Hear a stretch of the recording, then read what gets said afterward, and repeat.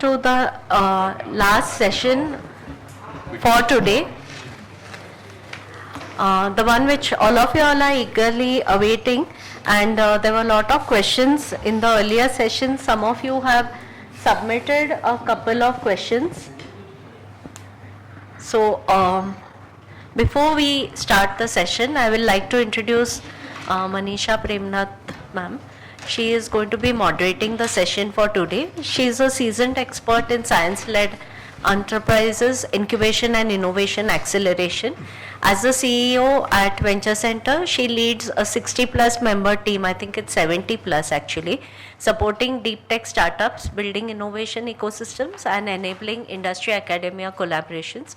Over her 15 plus year tenure, she has established national programs, bio-incubation facilities, tech transfer offices and mentored hundreds of startups, earning multiple national and Asian awards. She is a PhD trained microbiologist and biotechnologist. She is also a Chevening Crisp Fellow, a board member of several healthcare ventures and trained in technology transfer by global leaders.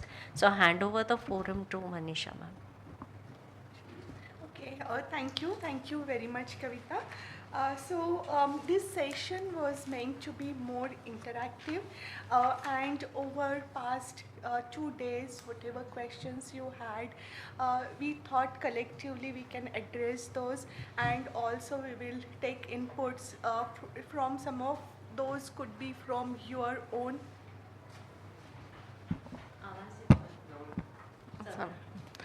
Some of this might be from your own personal experiences, and some it might be we will be also taking some inputs from Richard, John and Ashley for this session.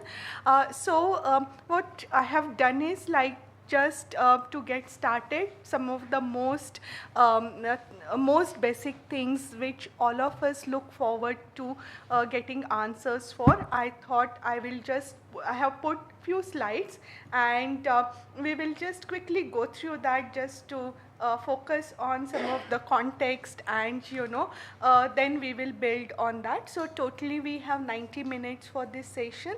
So thought we will divide these sessions into 3 major groups. So we thought we will focus we will focus 3 main aspects. One is just 1 minute. No, that's okay, I should be. So I thought that, we will first go a little bit into the details of financing and resource planning and management of a TTO. This we thought we will take more perspective of a leadership perspective. How do we do the resource planning and management? Then another thing which all of us keep thinking about is how do you identify potential licensees? How do you go about it? So for both these topics, we thought we will build on Richard's experience, and then he can share some details with us. Also thought that, the team members and we ourselves, when we are working on many aspects of tech transfer, it's not like there is a basic degree or a basic qualification which enables us to do that. So how do we really build professionals for the ecosystem, and how we build on that?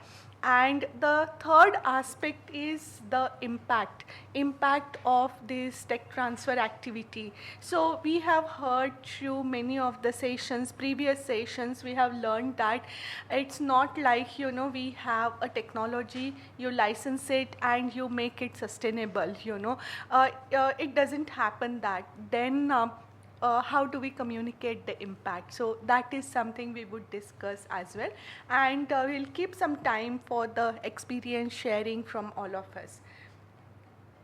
So just thought we will start with financing and resource planning management in a tech transfer office.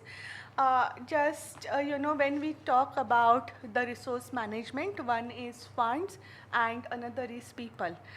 These are the 2 major things which we always think about. So how do we go about that? And then there are some other things like, some of the resources required for literature search, some of the database, then some of the softwares to manage the volumes when we build up these activities. So these are like, some of the roles that any tech transfer office would play. There are multiple different roles over here. So just wanted to request Richard. Richard, do you want to highlight some of the roles which are very, very critical, and if you would like to tell us, like, if we have to, like, put it in the order of priorities, how you would go about doing it? Yeah, okay. My thoughts on prioritizing. This is the first time I've looked at the list and thought about prioritizing them. So I guess at its core, probably IP protection and management. I mean, it's the kind of the core skill in my mind. You need to know what IP is and how do you create it and how do you manage it. So I don't think there's anything at some fundamental level, nothing more important than that.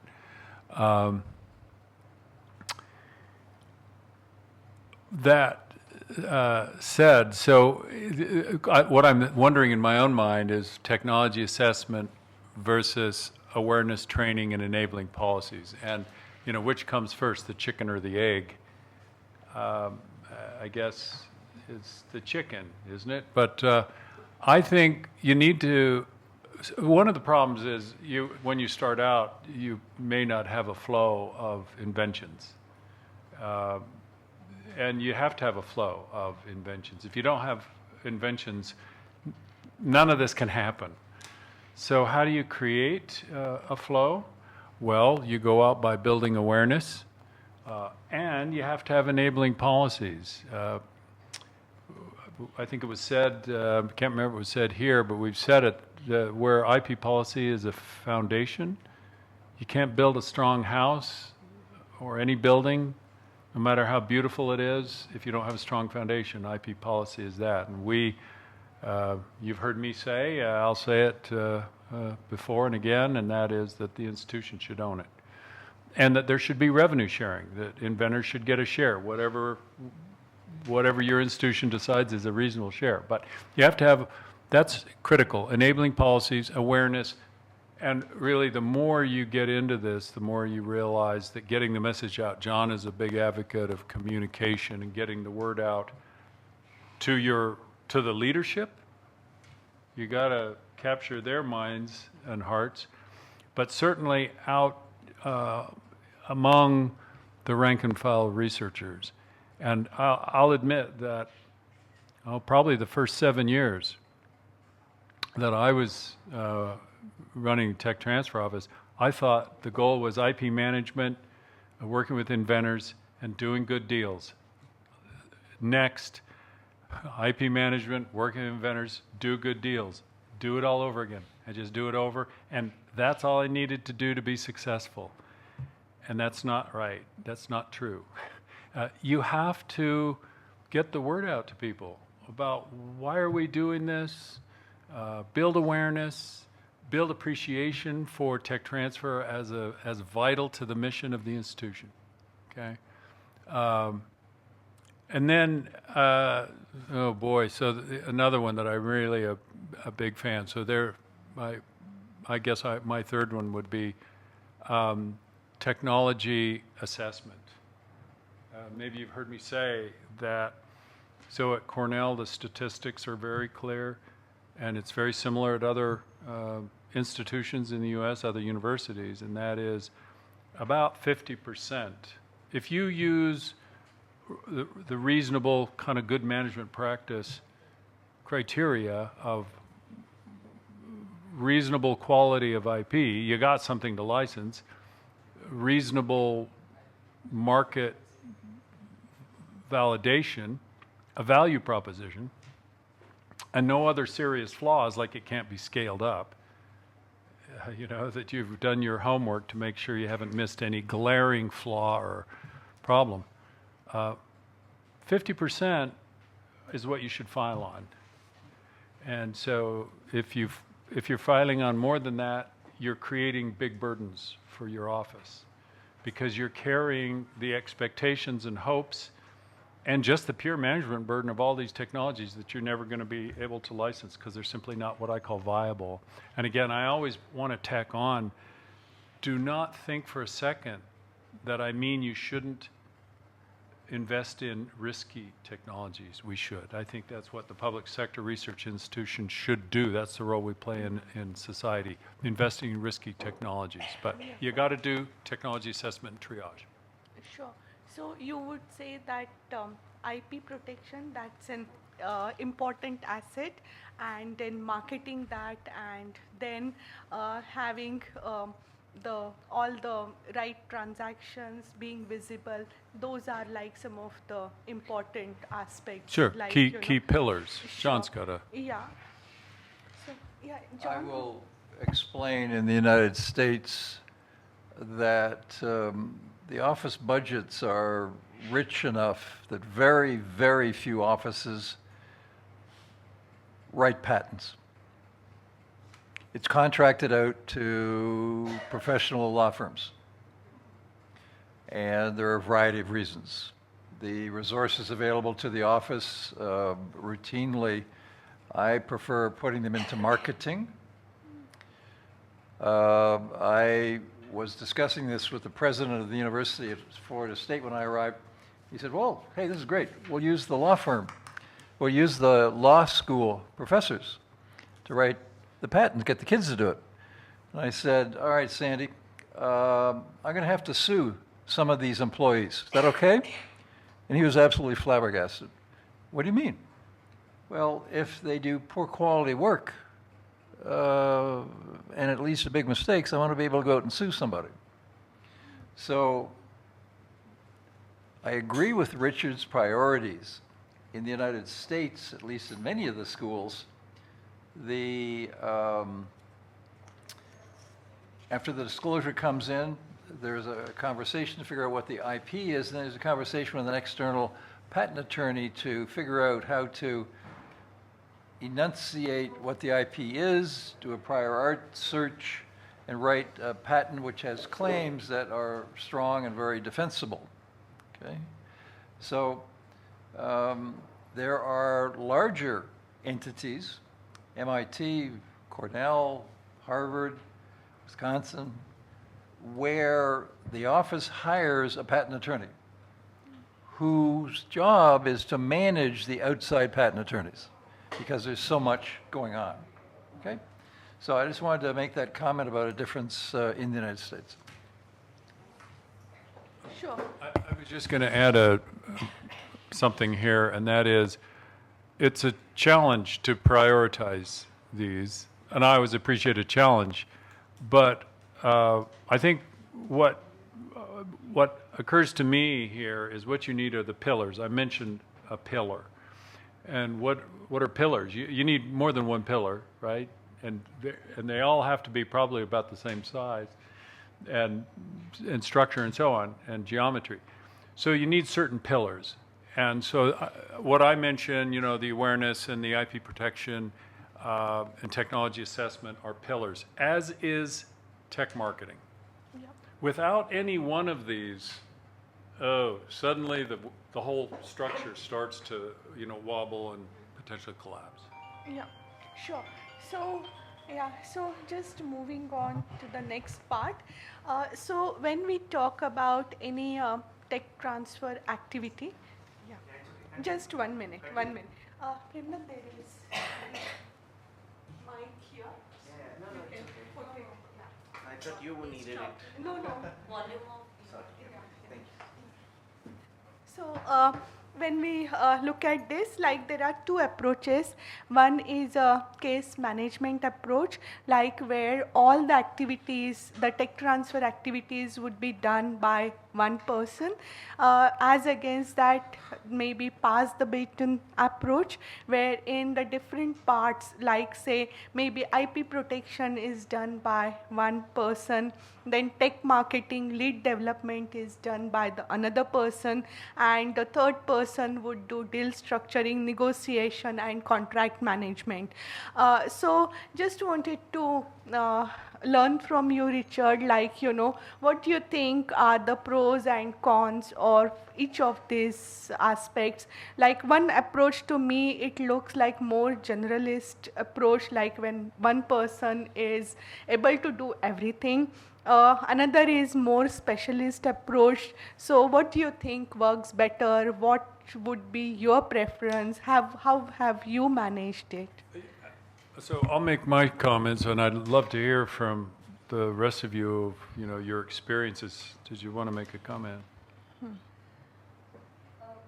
So, what I have learned over a period of time, being on the IP side as well as now handling more on tech transfer.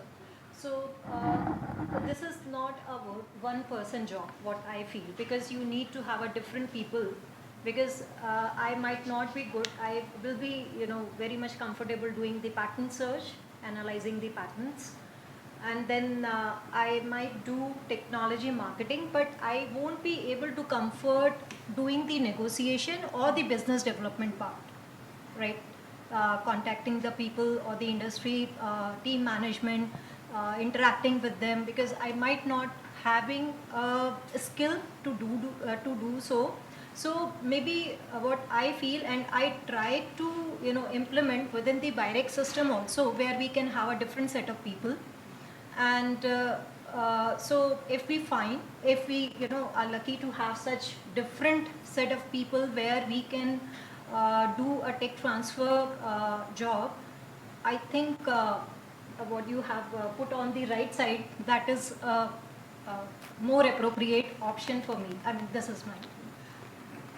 So I like the answer, and it feeds to what I was going to say. My real answer to this is that because of the things you mentioned, the advantages and disadvantages of both, that it's not either or.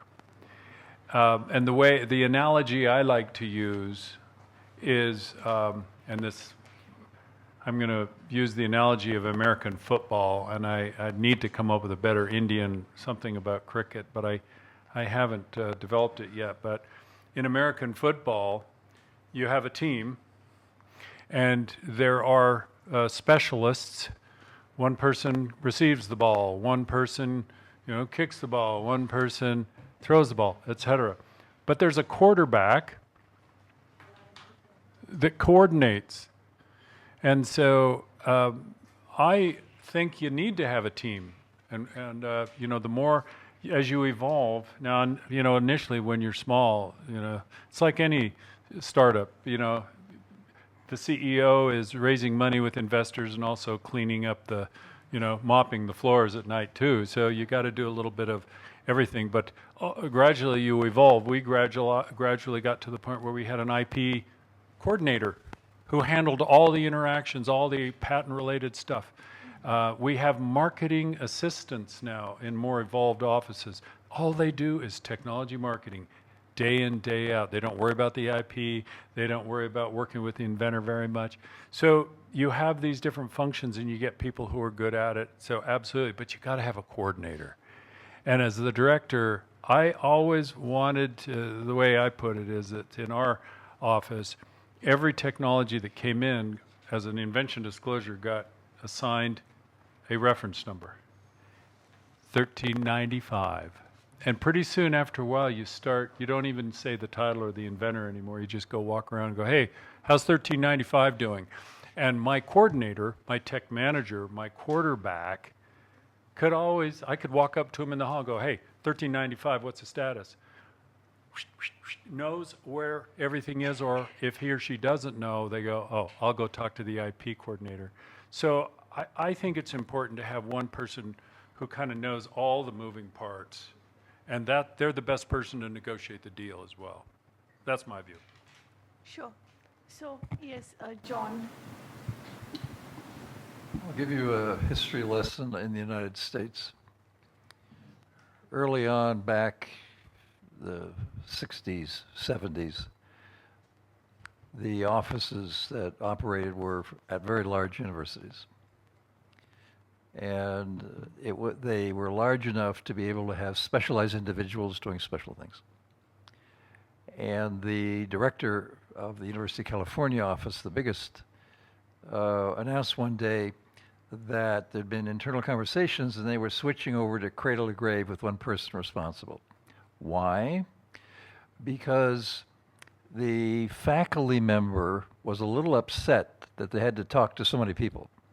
They wanted one person to be responsible for the relationship. That one person didn't have to do all the work, but they had to identify the work to be done and ask other specialist people to get it done, perhaps the outside patent counsel, what have you. So then it became cradle to grave.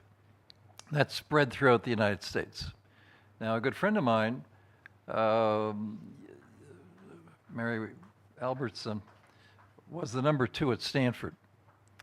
And there's a major change, and she's now heading up the office at Georgia Tech, big engineering school, the MIT of the South.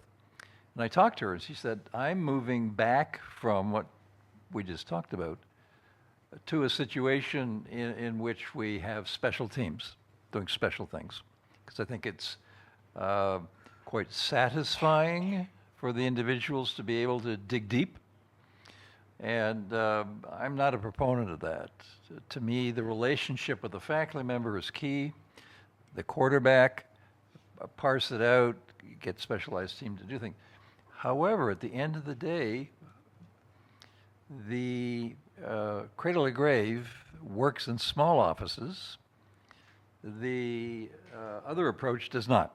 You don't have enough people. The larger the office, the better it works. Both of them work better.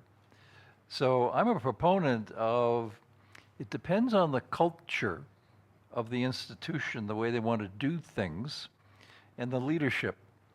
And at the end of the day, that leader has to be accountable for the outcomes.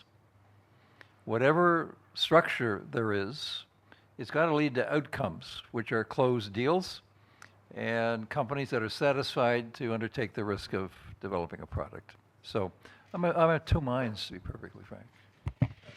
I'll just add one other thing here too, and that is that I have seen, and there's extremes where you can say, wow, that case manager cradle to grave is done so slavishly that it misses out from the ability to get specialization and delegation. But on the other side, I've also seen, I think, disastrous case management where it's a committee. And I've seen, the left hand does not know what the right hand is doing. And going into a negotiation, it is so chaotic. And frankly, I've heard from companies, they go like, working with that tech transfer office is a nightmare. Yep. Because they can't get their act together. There's who has the authority, who's carrying the ball. It's just, so I think the right answer is a little bit of both. Yeah. Just some experiences from our side. In NCL, we, long back we tried that approach, the case management approach.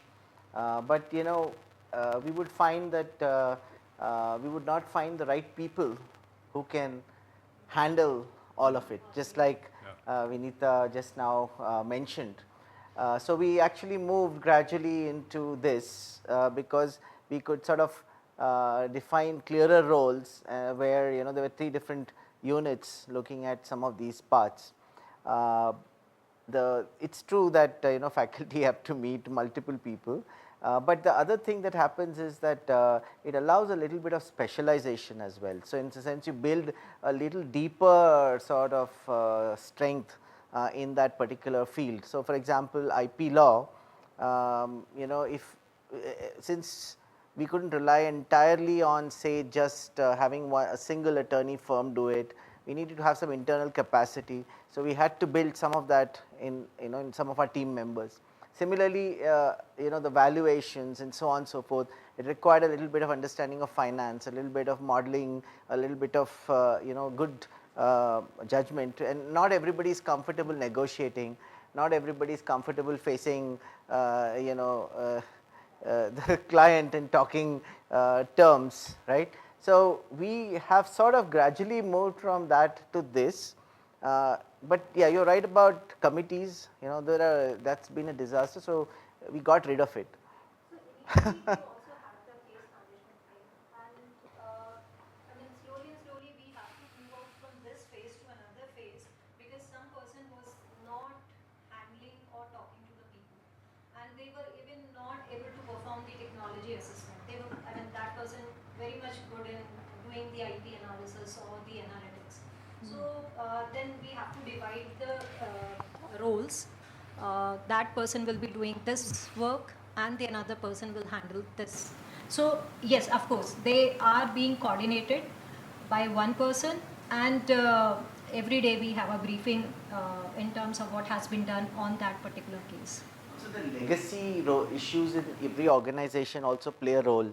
For example, the CSIR system, there's a BD role, business development role, and that has primarily focused on contract management, contracts. So there's somebody already there, right? So we had to add value beyond that. We didn't want to step on anybody's toes, so we let that run separately. But it is an issue. There are a lot of disconnected points, and there are points where you wish everything was integrated, but it's been hard to do that in practice. John, yeah. In an institutional approach, pass on the pattern will work. The reason is institute should run irrespective of that person. Institute activity should not be halted. And we can't find one person who is doing all the jobs. If he is doing that, see, as Richard was quoting, the CEO cannot mop the floor. So there are some critical points. IP valuation is something in a critical value. And if you were to just docket in the information as an IP, just docketing it, not assessing, the prior art is done by the analytics team. So the specialized people would always add an advantage of reducing the man hours. So say I'm doing the docketing, the prior art, the filing, the claim specifications, and the term sheet and the negotiations. My number of man hours would be wasted because my personal, if I'm an expert in negotiation, I should be using my man hours more into that field. An analytics person should use, and he would generate more per day. So if I can say an analytics guy can do a prior art 3 per day or 2. So we should more utilize that, and this approach would always give you more success. However, the leadership team should always have the control. He should start from the scratch. Otherwise, if he has done rigorously the prior art, then only he can make a proper judgment whether it is infringing or not, how would be the legal liabilities to this. So for an institutional or an organization perspective, pass on the baton will always be a success story. But at a personal capacity, personal as a PTO, as a person, you should be under the case management approach. That I should be handling all the things. I would just If I may add, referring to the public funded institution like ours, representing the CSI system, we always have a challenge. Most of the labs, I mean, you will find people, 1 or 2 people doing the entire set of responsibilities. In that case, it is just to finish off the job and move ahead. So that's a bigger challenge that the IP managers or tech transfer office has to take care. Beyond these tech transfers, they have to manage certain other things. So that's always a challenge for public funded institutions. Vis-a-vis the industry, you have strategic business units where defined roles are there. Vis-a-vis public funded institution, everything has to be done. So there are challenges. Sure. Yes, I want to add to this. So I think from the point of practicality and from an institutional point of view, on the pass the baton approach seems quite feasible. But by I have on another level, at a personal level, I have a different understanding. I don't want to be stuck to a particular role for the next 30 years of my career. Doing things. Maybe some people would like it. Maybe some people don't. Want to do it a different way. Because occasionally you would like to evolve and progress in your career and try to learn and understand more things. So in my case particularly, I definitely do the tech assessment, I do the prior answers, also I don't do drafting and filing. For that we have experts or we outsource those. And I do the lead development, the structuring, negotiation, I have done. Okay. So I have done, and I like to understand the entire flow and the entire life cycle of the process. So at a personal level, that's my thing. The last statement was safe. Personal level, we should fall in Yes. instrument. So, Let Chetan, me- that is basically to, get it evolved Get a hang of it. yourself Exactly. and how much you want to learn. Yes, yes. So if I am okay with Yeah. doing patent analytics, Yeah. then I won't learn anything else. So this is up to me or up to you how far you want to go Yeah. and how far you want to learn. That's So Agree. this is all touching on something. Premnath started my wheels turning. First and foremost, you know what it has to do with, which is the kind of people you hire, with the kind of attitude that they have. And I know because I've hired the wrong people on occasion. And that's, when it's a bad fit, you're like, oh, how do I change? Because it doesn't matter which model we use. It's not going to work really well. But if you hire the right people and sit down with them, and everybody's got areas that they want to work on, areas that or maybe they're weak on, they want to develop strength. I think every office ought to sit down with the tech managers and figure out a pathway so that they can enhance their capabilities. The other thing I tell all my tech managers, and it happened to me, when I started, I was managing, I had, I think, 90 technologies under my aegis in various stages of all the different stages. By the time I left the office, I had 450. And how did I do that? Because I learned how to do this better. I learned how to delegate. I learned how to be efficient. I learned tools. So there's a lot to be gained by, number one, hiring the right people. We could talk all day about that because, I think business development, people who think outside the box, people who are doers, but then give them tools and also put them on a trajectory so that you're helping them develop themselves in a way they want. I think that'll pay off big. So just to, yeah, John, please, yeah. I've had some experience in this area. And what I found is in the smaller, even the larger offices, there are professionals with advanced degrees. There are clerical and secretarial individuals, usually women. And you can delegate down. In our office, which was very small, we had a life science professionalist who focused on life science opportunities, another specialist who was in the engineering school, and then the clerical and secretarial work.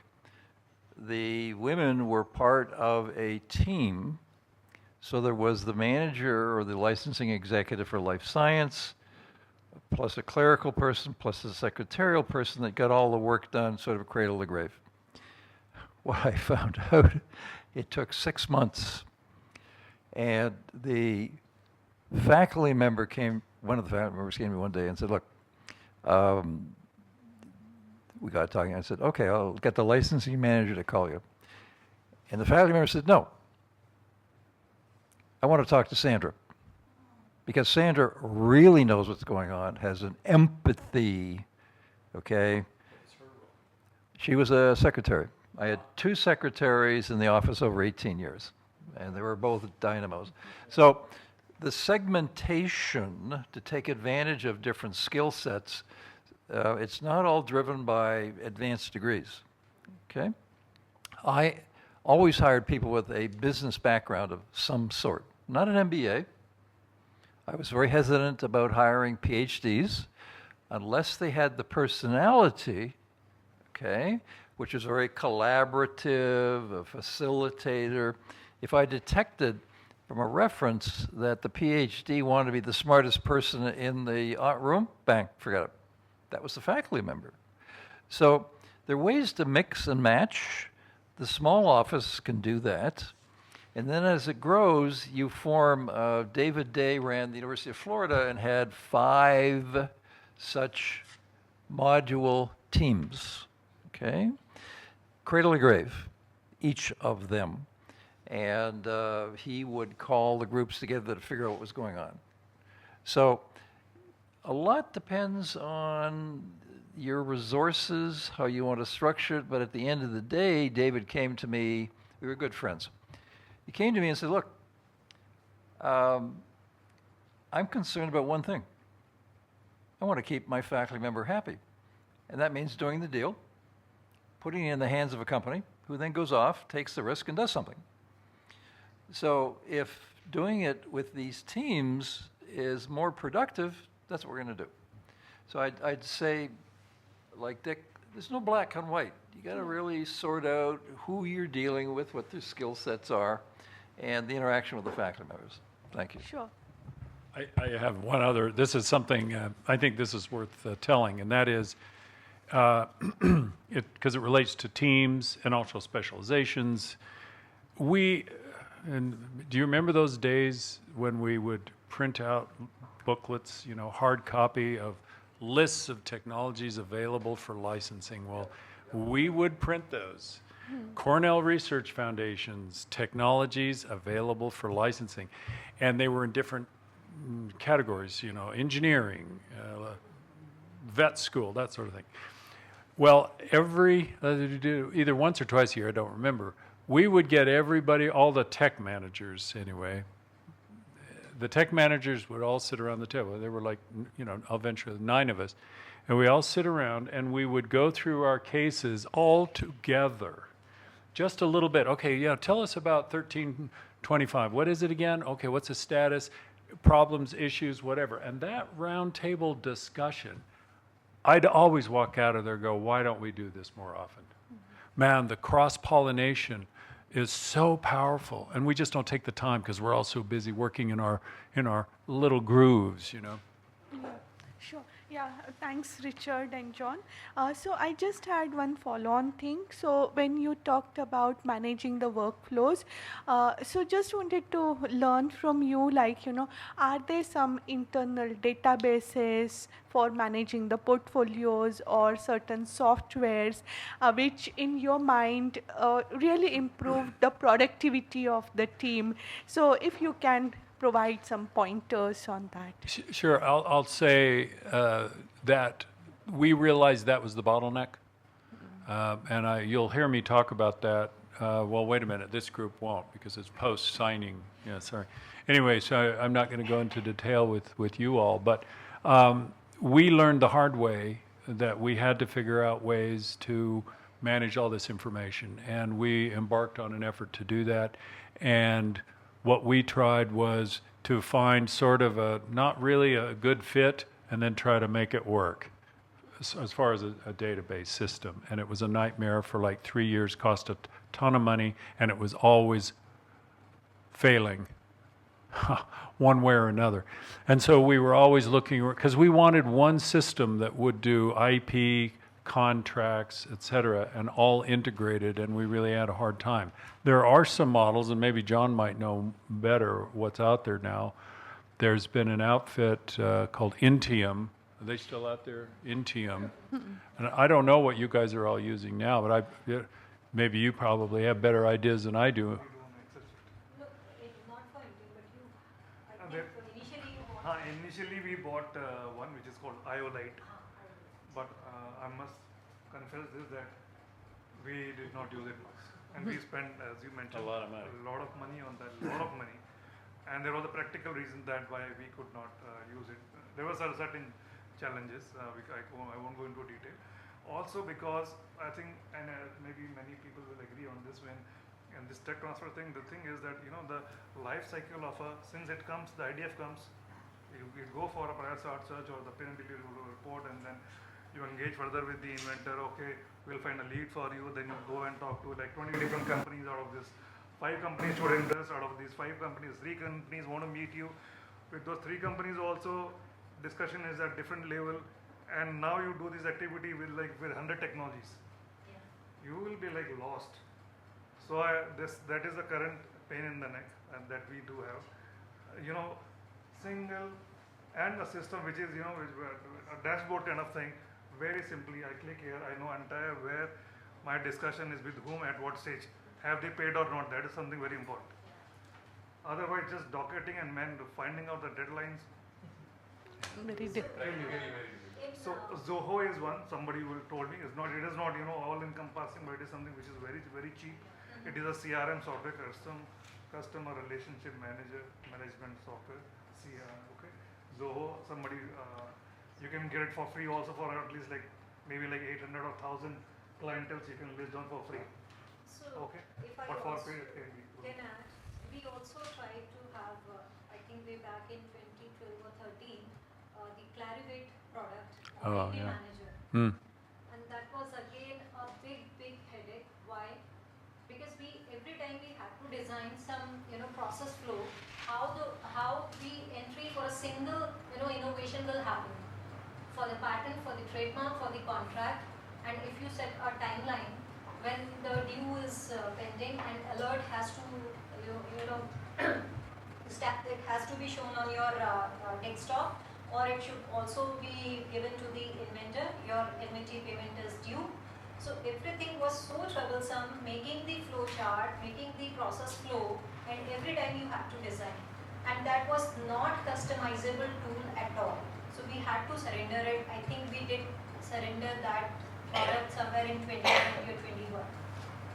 And since then? Since then we didn't use it. So what do you use? So currently we don't use. So internally we have devised, with the help of Some spreadsheet like a device. Spreadsheet. So internally our IT team had prepared on direct portal. They have prepared some where we can put all the entries and it can be updated as and when it has to be. So our experience is that there's no be-all, end-all, the global system that does everything for you. But you can find, subsystems where you can really do a good job of managing this part of the system. But here's what I would recommend now: is anybody here in STEM? STEM.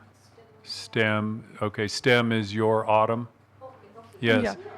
Yeah. So here's what I would challenge STEM, just like I would challenge Autumn. Put together a little task force, several people, and go do the homework to find out what are the best tools out there for Indian tech transfer offices. Because I don't know, Sure. but we should find out. So, but you have used Intium and you think it works well. We never used it in our office, but we've talked to people who like it. Yeah. Years ago, I knew the founders of many of these products. And when I was asked to set up the office at Florida State, I bought for $10,000 the Intium tool. And our secretary, Jan, was asked to input data and run it. And it took us 2 months to realize that the overhead of keeping it current was not worth the cost, and we shut it down. We then moved to an Excel spreadsheet, bluntly. And we ran a small office. We did 12 licenses a year, 3 or 4 spin-outs, filed 20, 25 patents. And we were able to cope with that, okay? And again, the priority in the office was the focus on people with a business background to market and build relationships with the faculty members. And each person took the Excel spreadsheet and used it as they saw fit. Now, separate from that, my good friend Mary Albertson, number 2 out in Stanford, was pulled off a licensing executive position and told to create office-wide software. Took $1 million in 3 years. And the point was easy access for the licensing manager and open access to the faculty member for that portion of the database that was relevant to them. And she said she finally got it working. Now, independently of that, Yale, I think Harvard, I think MIT, put together their own software. They found the cash to buy coders to make it happen. Maybe some of them might have well been students. So it all depends on the overhead to keep track of what was going on and how effective it is with respect to the licensing managers knowing what's going on. So again, I will tell you that the Intium that I used was prior to its version that linked you to the internet. That's how long ago it was. So I'm out of touch now with the other products, but I would say you have to be very, very careful. And what we ended up doing, we, as a team, sat down and figured out how are we going to keep track of what's going on in the office. And I listened as carefully to what Jan, the secretary, said as to Jack Sams, the engineering licensing guy. And I'm sorry, divert for a moment. I opened the office in '96 and went looking for a licensing person. This older guy shows up. His name's Jack Sams. And he was running a local incubator in Tallahassee. And I said, okay, well, what's your background? Well, I used to work for IBM. Really? 30 years. Okay. And then I retired. I said, what did you do? He said, I led the team that found Bill Gates and we licensed the DOS system from him. And I thought, really? My God. And sure enough, it was true. This is a cultural thing. The women in the office loved him. He was a Southern gentleman, okay? Respectful of everybody, very efficient. And a number of faculty came to me and said, you know, Jack is a pain in the butt because he wants to do things a certain way. But I, as a faculty member, it took me 6 months to figure out this guy is super sharp, really knows what he's doing. And so anytime Jack shows up for a negotiation with a company, the company realized they were dealing with a corporate guy who understood what it was they wanted, and so could structure deals, help the administrative staff at the Office of Research understand how to deal with IP, complex corporate situations like this. So I was very lucky. Great guy. But my point is, as an office, we made the decision of how we as a group wanted to keep track of what was going on. Sure, yeah. Thank you. Just changing the gears a little bit. So once you have all the assets in place, IP assets, next is the technology marketing. And we would have passive marketing, active marketing, passive marketing in terms of website, portals, and active marketing would be targeted marketing. So, you know, like we could have like technology briefs put up for our technologies. Then there would be certain targeted marketing, one of it being some of the technology showcases that we can run. Those could be market-specific technology showcases.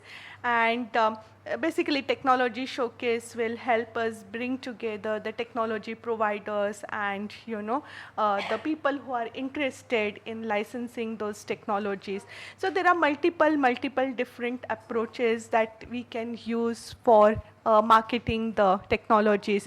So just wanted to get some pointers, like, you know, how should we go about it? Like, what do you think has really worked well? What should be our emphasis like? So from where would you get started? Just some pointers about it. So, as I said earlier, tech marketing, one of the pillars. If you do it, you got a chance of being successful. If you don't do it, you won't. The partners don't come to you. You have to reach out to them. Occasionally, they'll knock on your door, but not very often. And sometimes the inventor will introduce you to the potential licensee. But in my experience, you, the tech transfer office, and in particular, using our model of the tech manager, is responsible for developing the campaign. And now, as I say, we've gotten so serious about it that tech managers have tech marketing assistants. So what I tell all my tech managers is you will start actively marketing your technology no later than when we file it, and maybe even before, which we could talk about. But so you will start marketing it right away, and most of our technologies are licensed when they're pending, not issued. So at the core, and I guess I would say at the core, everybody ought to have a passive website. I mean, everybody's got to have a website, right? You have a website, you list your technologies, it's searchable, right? It's passive. It's the way people are going to find you at some level. So I think that's a given. Make sure, spend a little time to make sure that it's easily accessible. People know how to find you. Sometimes it's not easy. I've been asked by clients to go find the tech licensing techs available for licensing at certain universities. It's impossible to find them, anyway. So that's a given. Then the real core is that there will be a proactive and hopefully creative tech marketing campaign, which is led by the tech manager, the person responsible for that technology. Now, they may get assistance in the team approach. That would be great. But the tech manager is responsible for developing a list of potential targets based on their understanding of the technology, where its applications are. And you get creative with it, in terms of, if you have multiple applications, you look at multiple segments, multiple industries, and there's a whole set of interesting ways to find people, because you got to find someone to send, to make contacts with.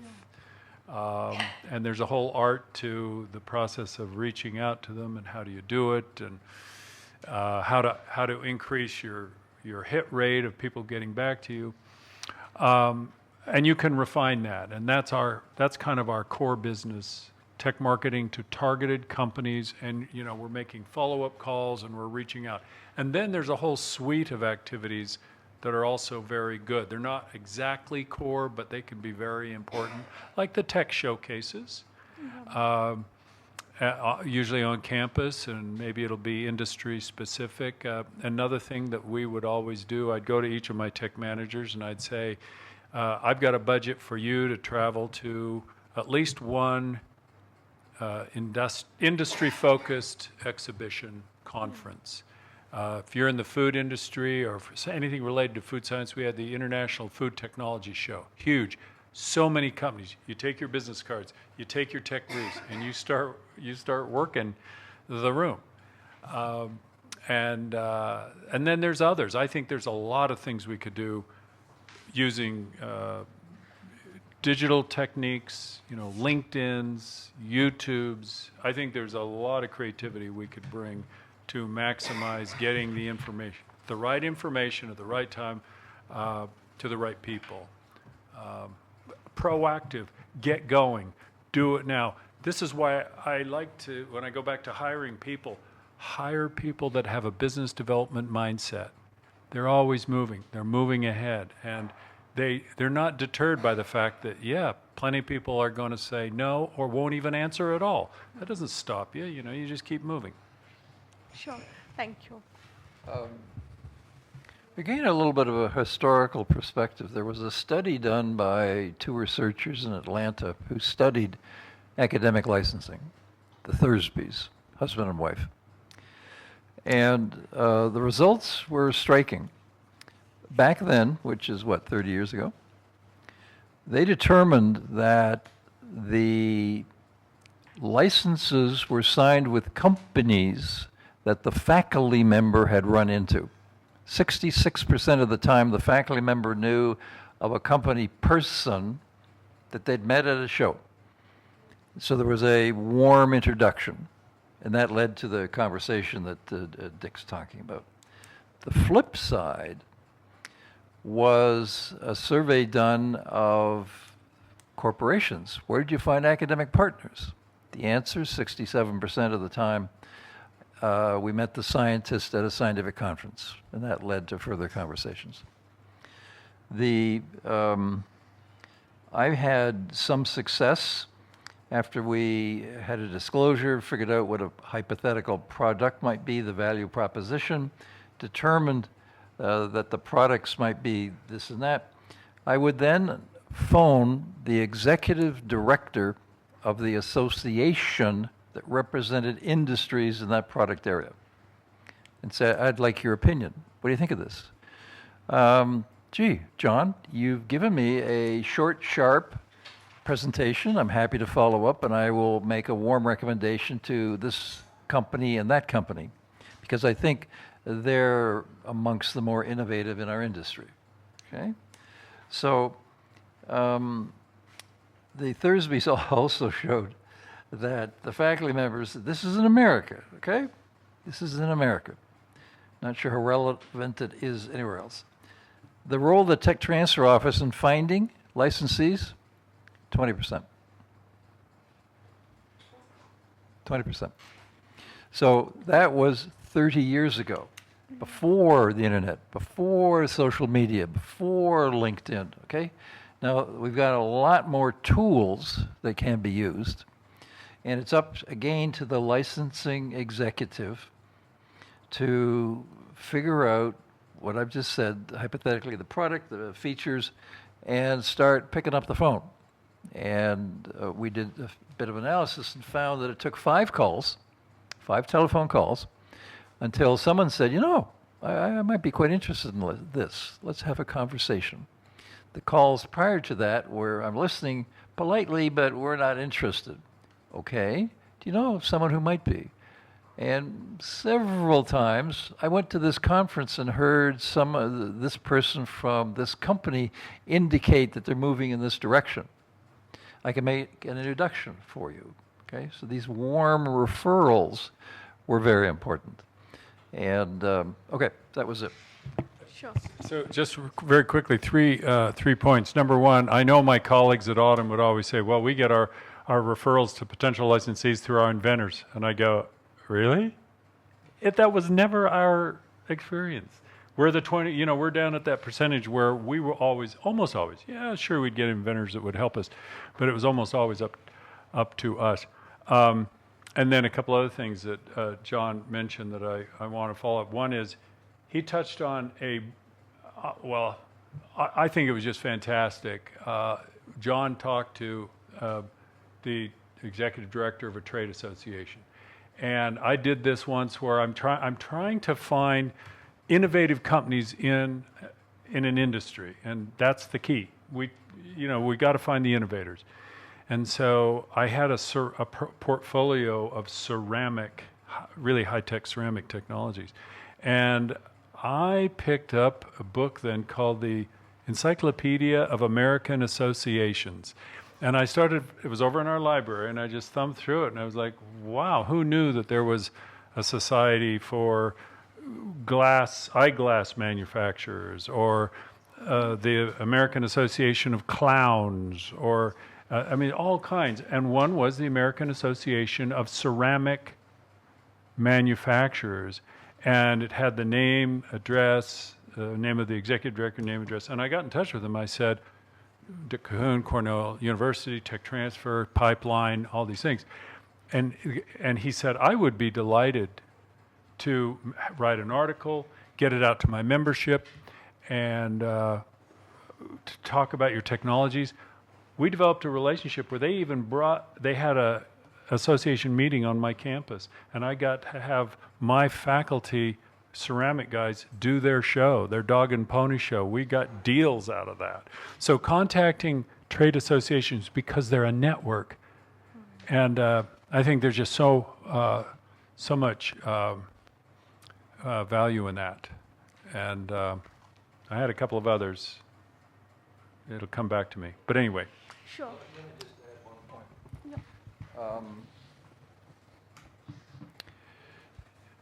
When you market in India, that's one thing. When you market in Europe or you decide to market in North America, you're faced with two problems. One, you have an accent that's hard to understand. Okay? Even though you speak grammatically correct, good English, there's an accent. So think about that, number one. Number two, there are Americans that will struggle to figure out where India is. And when you talk to the right person in a company who understands where India is and is interested, the first issue is, tell me about the academic background of your researcher. And if it's solid that the person has gone to good schools, publishes in good journals, then the conversation will continue. But establishing the credibility of your researcher in the eyes of someone that doesn't know, isn't familiar with you, is an important key. Sure. I just remembered the other key point that I learned along the way, and that is I sat down, I got a hold of a lot of really good contacts in good companies, maybe 100 companies, and took my technology, wrote up the nice tech brief, and I sent it out, and I got this. There were, crickets. What we say is crickets. The response rate really low. Very few people take the time to say no. They just won't say anything. So I changed my tactic a little bit, and I rephrased the introductory letter. And this was before emails. We actually used to fold these pieces of paper and put them in these envelopes and lick them. And so the message before was, we got a technology, let me know if you're interested in this technology.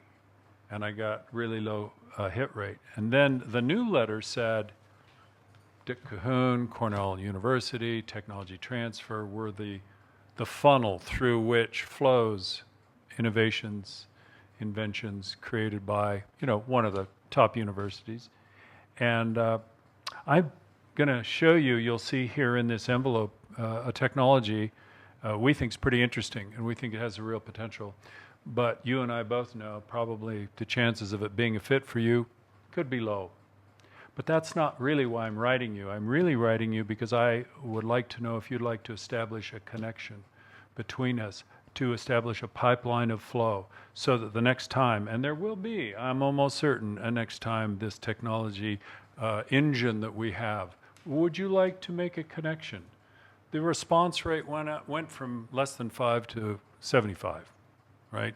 So the other thing with tech marketing, you can use it to start building your networking. Build your system. The other last comment here just popped in my head, and that is to remember also, when you're marketing technology, you'll get companies that'll say, something John said reminded me of this, you'll get companies that'll say, well, interesting, but that's not really a strategic fit for us because we're moving in different directions and so on. But we really like what that researcher is doing. Do you think he or she might be interested in talking about a collaborative research project? And before we really got tuned into that, we might go, well, I don't know. But then later on, we started going, oh, yes, I'll put you in touch. And we would orchestrate these research contracts. So many of them that I went to my boss and I said, we got to start getting some acknowledgement for that, because we started bringing in a fair amount of these. Sure. Yeah, thanks for that. So he'll again move little further in terms of communicating the impact. His all of us must have read about this. It's about the impact and not income, Lita Nelson talking about it. So when we are doing this tech transfer related activities, it's the impact that we need to focus on. So if we see there are certain models that have been developed, like here on the screen it shows what has been developed by Autumn, and it talks about different parameters on which the impact of a tech transfer activity could be measured in terms of benefits to the society and economy and driving the innovation economy. And same has been used by MIT and as well Stanford, like where they have talked about the impact which they have created in the local economy, and maybe as TechX we have tried to talk about what we have been able to do as well in terms of like the tech transfer activities, the deals, the awareness, like the revenues and the value that we have created. What I would really like to ask you, John, if you can tell us little bit more about how do we go about talking the impact, like we clearly not just put the revenue numbers, the income generated, so how would we go about doing this? So you please let me know if you want me to project some of your slides also. Yes, please. Yeah. There was a presentation that starts off with the Stanford graphic I would like Yeah. to have, please. There we go. Yeah. There we go. That's it. Okay. I'd like to talk to you about tools to communicate. First of all, this is the Stanford graphic of the tech transfer process. It's simple, it's clear, it can communicate to people who have no understanding what we were doing, what this is all about. It shows the logic of the steps. It explains, or you can explain, the costs involved in the time frame and the involvement of people, okay, both internal and external. So I've always found it to be an excellent tool. I've got into the Florida legislature and started the conversation with this. People are just really interested. Of course, they realize it's a Stanford graphic, so all of a sudden there's a great deal of credibility. Okay. So that's one tool. Good. Okay. There was a study published by a friend of ours, Alison Campbell, a couple of years ago. Knowledge transfer metrics towards a European-wide set of harmonized indicators. Okay? You can't see this too well, but what it shows on the left is the generation of research knowledge. And then as you move right, you see a variety of research outputs, a variety of knowledge transfer channels in terms of written documentation, and then the users of information in the channels, and then the impact of the use of the research results, range all the way from jobs to business, enterprise R&D. Anyway, it's a very comprehensive picture. Okay? It was done by a friend of ours, Kevin Cullen, who then quantified how many deals and what cash is involved in the channels in a particular year in the United Kingdom. How many users were there? What was the impact? What sort of studies were done on the number of jobs? What he found was the volume of deals, the cash involved in the deals. When you got down to the bottom two, licensing and spin-out, those two combined consisted of 2% of everything else. Trivial. So we get really worked up about it. But from a vice president of a research university, come on. That's why I say the mission of the office has to be to help the mission of the university. Okay, so this is a tool. Pardon my language, but when Kevin showed this to me as he was building it, he called it his damn diagram. Why? Because it was a tar baby. Put parts together and he couldn't get away. He went back to it, he thought about it all the time until finally he produced this, which Alison, a good friend of his, picked up and published as key to this European-wide study, which is available. You can find it. There is a tool.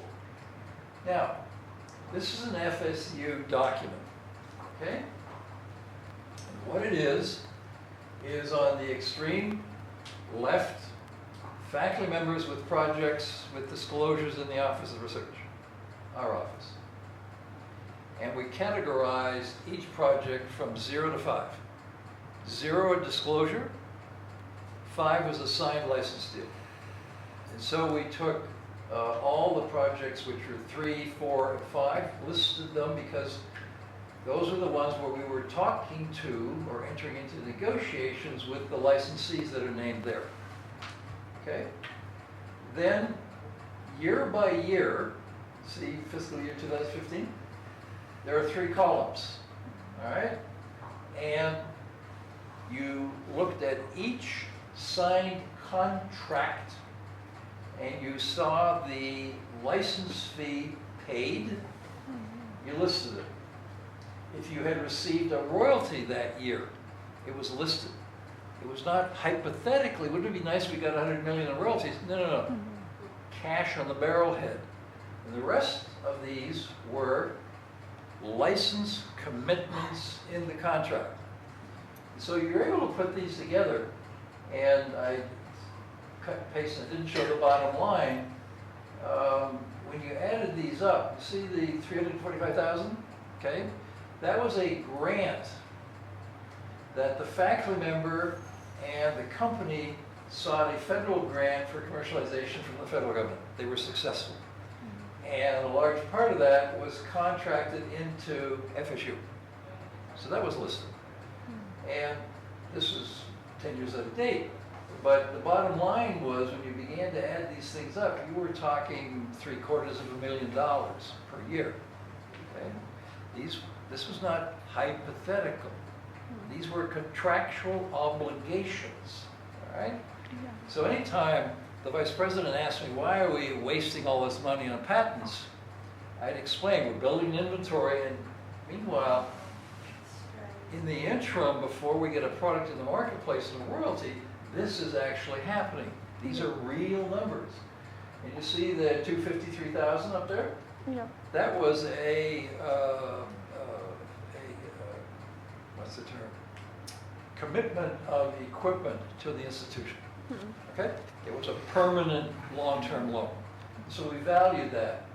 So it became a way to communicate to both the faculty members and the senior administration. There was productivity before there was a product in the marketplace. And it was a variety of things.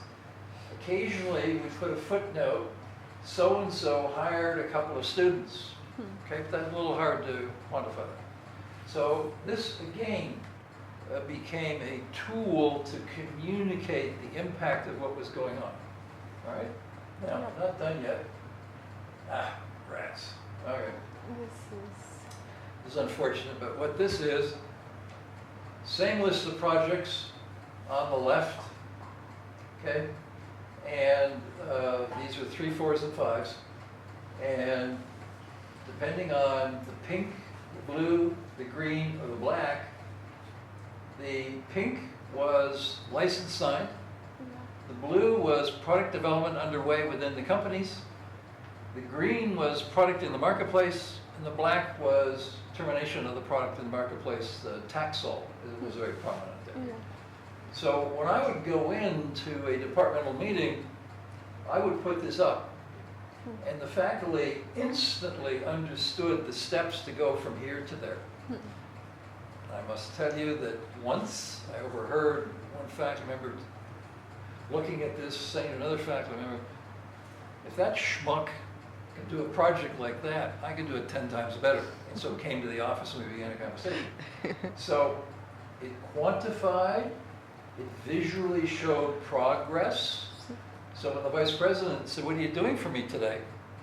I would pull this out and show progress in the last time of movement along the pathway. Yeah. Okay? Up top is the arrow, which is the total number of disclosures, patents, licenses, Yeah. etc. So there was a sense of the volume of what was going on. All right. Now, how do you talk about the impact? Well, in the United Kingdom, in 2014, Parliament dictated to the universities, if you guys want more money, you better figure out how to express the impact on our economy. And the faculty members kind of poo-pooed it for a year, and Parliament basically held up money.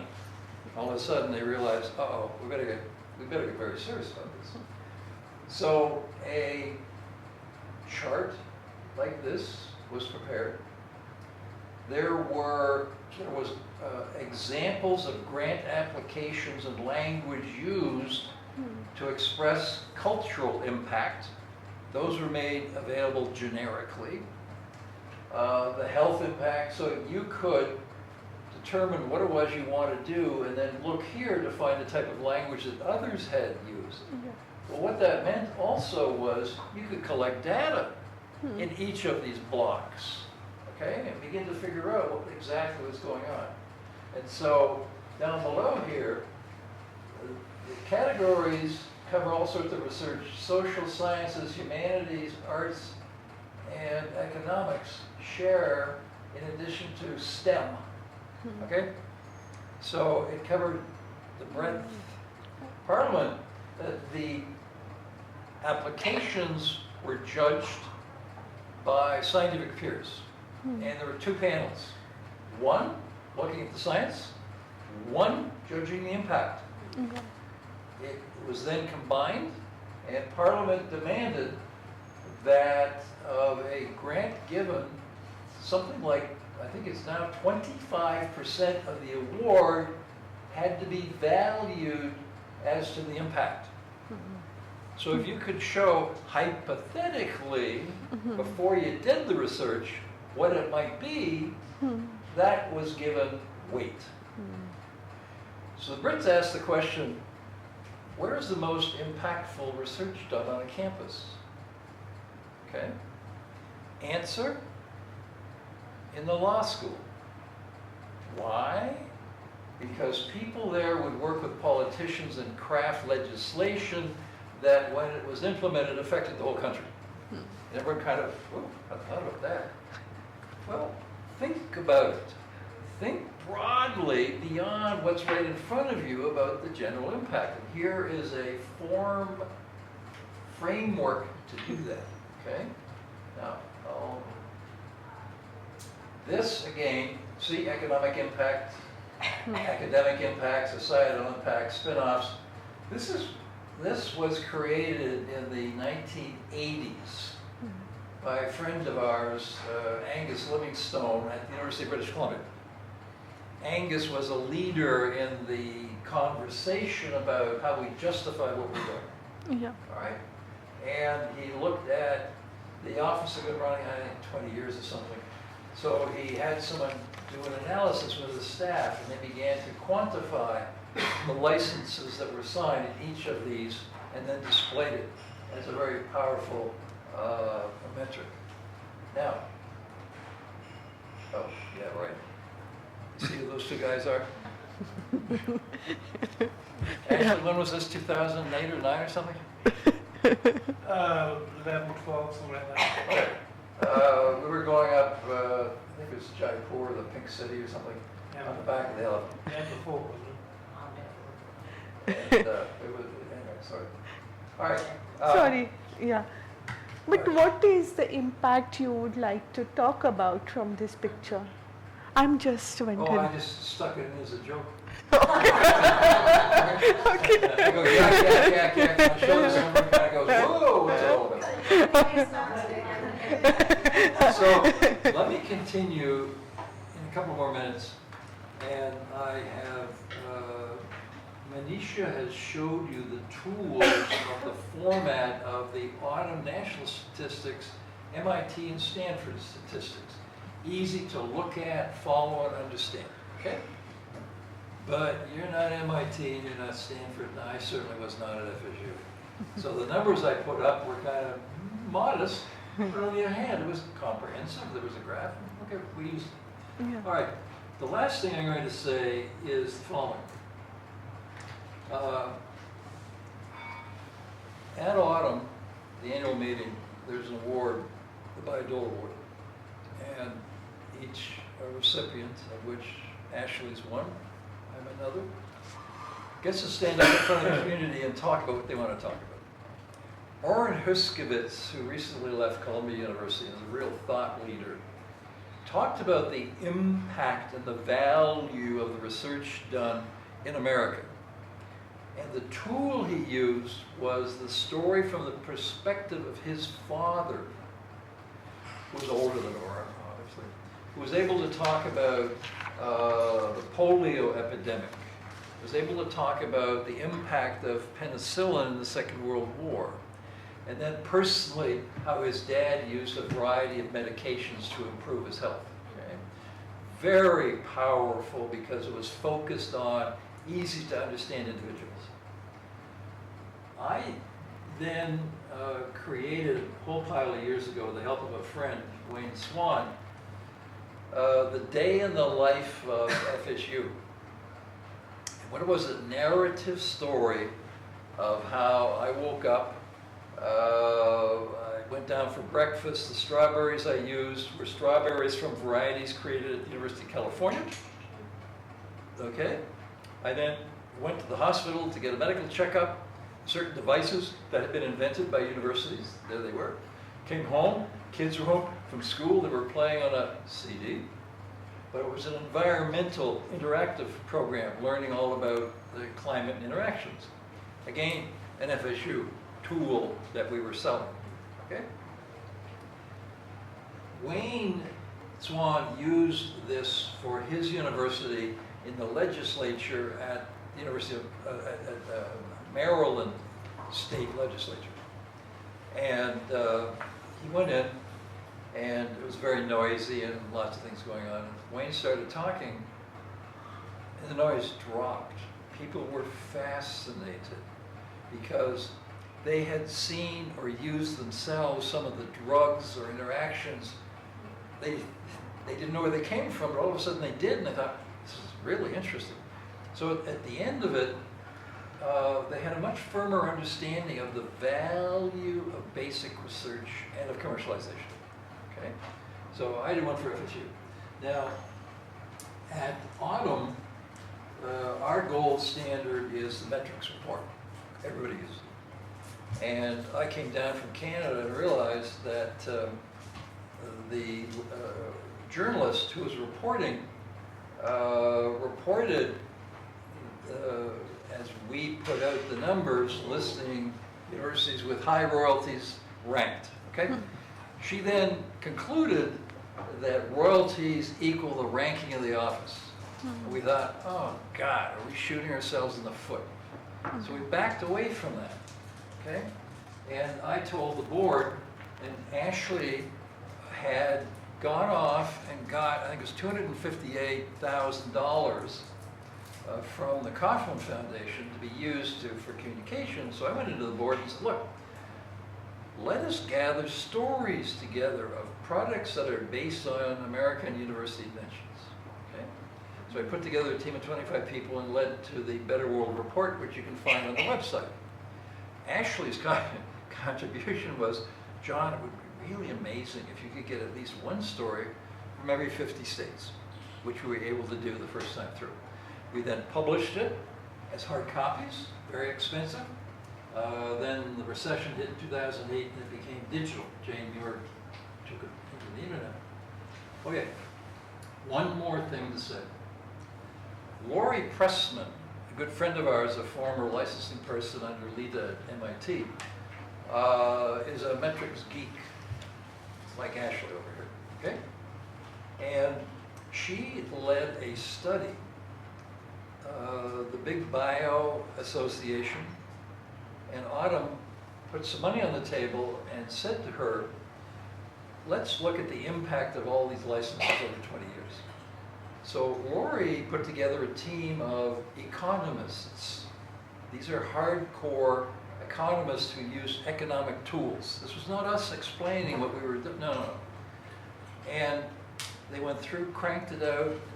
Laurie was there to guide them, and ended up that over a 20-year period, the impact from the sales of the licenses amounted to something like 0.3% of the GDP in America.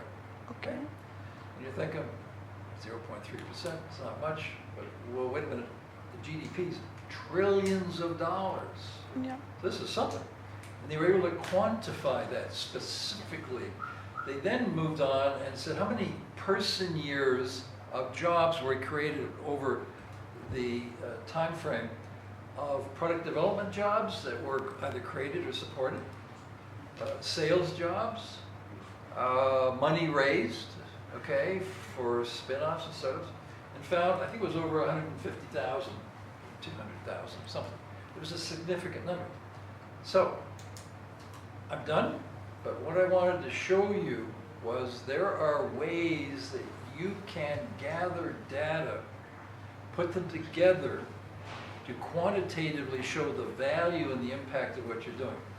Now, you can do it all by yourselves, or you can get together as a group and gather the data.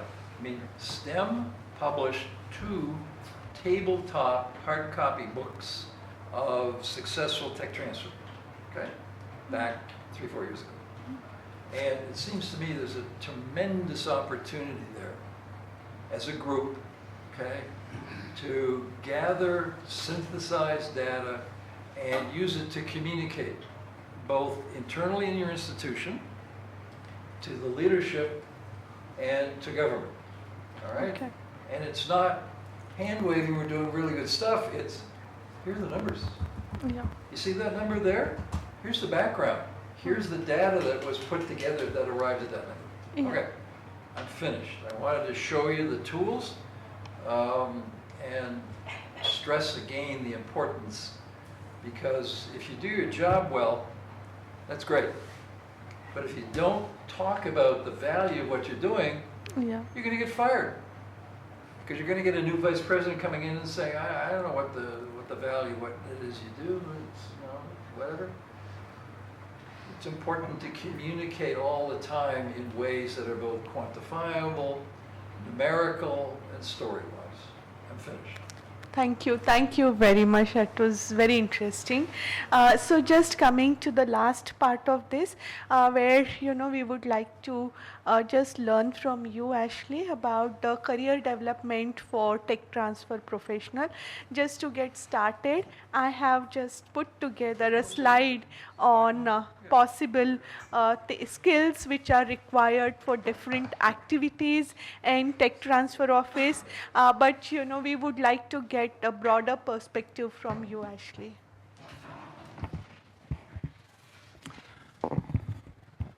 Okay. There is no career development. Okay? I never got a promotion in 20 years in tech transfer. I was hired as director. I stayed a director. It was a fabulous job. I loved it. I wouldn't change it. But about the only career development you can get is getting responsibility for other components of commercialization within your organization. Perhaps as an incubator and it comes under your control. Perhaps as an accelerator. Perhaps you start a group to help the faculty do startups. Okay? The other thing is, it's a lonely job because nobody else understands what you do. And remember I said, we only license 25% of the inventions we get. That means 3/4 of the professors are pissed off at us. And they have tenure and we don't. And eventually that can catch up with you. That's why we have these associations. And you will form very close friendships with the people who do your job at other institutions because they understand you, whereas people in your own organization don't. I go on vacation with 2 other tech transfer people. Been on 2 river cruises now with Andy Sierakowski, who ran tech transfer at the University of Western Australia in Perth for many years, and Cengiz Tarhan, who ran technology transfer at University College London for many years. We got to know each other at these association meetings, got closer and closer friends, and now, there's nobody I'd sooner go on vacation with. So the career progression tends to be by moving from one institution to another, particularly for your junior people. Since you like your job and you ain't going to quit, their career progression will be moving to other institutions. And in a city like Boston, we've got lots of academic institutions, teaching hospitals, universities. There's lots of opportunity. I moved across town from Dana-Farber to Boston University. At the time of the recruitment, when the recruiter approached me, I thought I could get the job. I thought I was the most senior person in Boston who was prepared to move, and I was right. I got the job. I think one thing you can do, and you should do, there is a credential, the Registered Technology Transfer Professional. Yep. I have it. I got it the easy way. When they first launched it, they grandfathered in people who had a lot of experience because they wanted to be able to show there was a big population. I'm also a CLP, a Certified Licensed Professional, and I didn't have to take the exam to get that. I was grandfathered into that when it got launched. I do have to pay for the renewals. Yeah. But you should get an RTTP. Manisha is one. Premnath is one. I sit on the review committee. When their proposals came before me, I recused myself. I said, I work closely with these people. I don't have a word to say about their application. I didn't even read their applications. To get an RTTP, you have to have had 3 years in a tech transfer role, and you have to accumulate a series of credits. Now, we proposed to UNIDO that we get those credits available for this course. UNIDO didn't want to pay for that, but we could have got a good number of credits. The STEM is part of the Association of Technology Transfer Professionals, the Alliance of Technology Transfer Professionals, which awards the RTTP. All the STEM meetings get you credits towards getting your RTTP. Going to autumn annual meetings and training courses get you credits towards your RTTP. The most important part of getting your RTTP is you have to write an achievement overview. You have to describe a project that you led. It's got to be a significant tech transfer project, and you've got to describe what you did to make it happen. And this is extraordinarily difficult for people because we are part of a team, and we're trained to say we and us, etc., okay? That's not what we want to hear on the review committee, okay? And the most common reason we send it back is we say, we don't know what he or she did versus the team. It's got to be, I did this. My contribution was this. This deal would have fallen apart, but I did this. It's something we are, it goes against the grain, but you got to do it. That's why we reject, most of the rejections we come up with are for that reason. You've got to toot your own horn because nobody else is going to toot it for you. And you've got to be honest because your boss is going to have to sign it and say, yep, that's what she did. That's what he did. Okay, but it's got to be me, I. And it would have fallen apart without me. Okay? Sure. That's all I got to say. Sure. Keep your resume updated. Make sure you have a good LinkedIn profile. You got to be on LinkedIn. Okay? Sure. Okay. Thanks, Ashley, for that. So maybe we will just take last 5 minutes maybe just to go quickly through the questions. We have a lot of questions here, but I think we are already past the time. Can I just add one thing to what Yes, you said? yes. This is important for all of us, and that is career development, but not yours, the next generation. And that is one of the things that we started in our office is For a lot of reasons. We created opportunities for student interns. We bring them in, some of them were engineering students, some of them science, biology students, even lawyers, and we bring them in, we give them an opportunity to work on projects with us, and you train them. And that's the next generation, and those folks that come work in our office are now in offices around. So I encourage all of us to give students a chance, and it's usually pretty cheap labor for us, and it's good for them. Yeah. Sure. When I joined Procter & Gamble, I was going into a commercial development role in their industrial chemicals division. My first 3 weeks, I was walking high streets, selling restaurants, meat stores, and hairdressers 25-pound boxes of soap. My friends at Oxford were shocked that an Oxford DPhil would be doing this. It was the best business training you can get, okay? You gotta be able to sell things. When I got transferred to the US, I did a year in field sales. And the first thing they did was for a month, I just went and sold single 55-gallon drums of glycerin, just to get the handle on how you sell.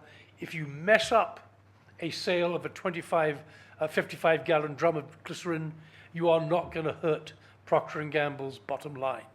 If you can do it well, you learn a lot. And then I went on to regular sales. I thought that was a wonderful way to approach it. So when I hired junior licensing people, the first thing I did is in the life sciences, they would do the research reagent licenses. They learned to negotiate. If they messed it up, it wasn't going to be a big issue for us, but they learned all there was. On the physical sciences side, it was often software sales, finished software sales we gave them to cut their teeth. Sure. Okay. Thank you. So just to go through the questions which we have received from the participants. There is one question about this. How does this SAFE agreements work? SAFE, like usually, in terms of equity arrangements with the spin-off companies. So in US they are using these agreements. So how does it work? So a simple agreement for future equity is a vehicle that was created by Y Combinator, the incubator and accelerator out of